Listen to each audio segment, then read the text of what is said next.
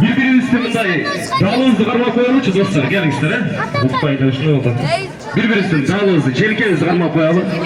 Қармадығары, кішіне массаж қылып қойылы. Емен маға көңіл бір тұрасыз. Сүйлөй тұрасыз, келіңіздер, көңіл бұрсаңыздар. Анан алпарышы болуш үчүн сөз түрдө чыгып эле бардык азыр блогер болуш шарт эмес. Чындыгында мен эмнени айтым келип турат, бизге башка тармактарда дагы, башка адистиктерде дагы аракеттер сөзсүз керек, жана адистер керек да. Бирок бүгүн мына ушул учурлардан баштап замандын талабына жараша бардык кесиптерди биз медиалаштырсак болот экен.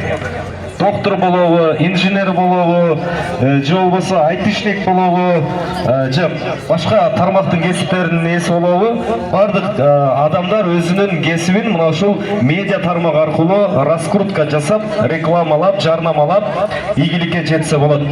Ал үчүн биринчи очурутта баягы акчаны эле көздөбөш керек, сапаттуу сөз жана сапаттуу билим, ошол эле учурда баягы сапаттуу аракеттер болуш керек. Ал үчүн эмне кылыш керек? Сөз түрдө адам көбүрөөк китеп окуш керек. Китеп окуш керек.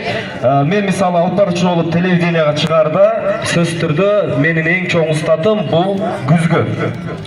Күзгөнүн алдында отуруп алып, кантип күлөм, кантип сүйлөйм, кантип манера жасайм, кандай кылык чоруктар мага жарашат, кандай кылык чоруктарым жарашпай, мындай одону кызыкпай көрүнүп калышы мүмкүн. Мына ошол тармактарын сөз караш керек. Анан китеп окуганда жөн эле ичибизден окубаш керек. Китепти үндү чыгарып окуш керек. Үндү чыгарганда дагы, мисалы мен үн боюнча айткым келип турат да, распевка деп коет. Үндү чыгарганда ооздун учу менен эмес, тамак менен эмес, жүрөктөн, анан ички көөдөндөн чыгарып сүйлөш керек да, жумшак сүйлөш керек. Ошондо баягы баркытный голос чыгып, сиздин үнүңүз башкаларга жагымдуу угула алат. Анан сөз түрдө окуган китептерди жөн эле окуп койбостон ошонун ичиндеги бир учкул сөздөрдү же кызыктуу учурларды эстеп, жүрөккө, мээге сиңирип алганы аракет жасаш керек. Мына ошол окуган китептерибиз жана алган билимдерибиз башка учурда сүйлөп атканда сөзсүз пайдасын берет деп ишенем. Бирок азыр көпчүлүктүн китеп окуган убактысы жок.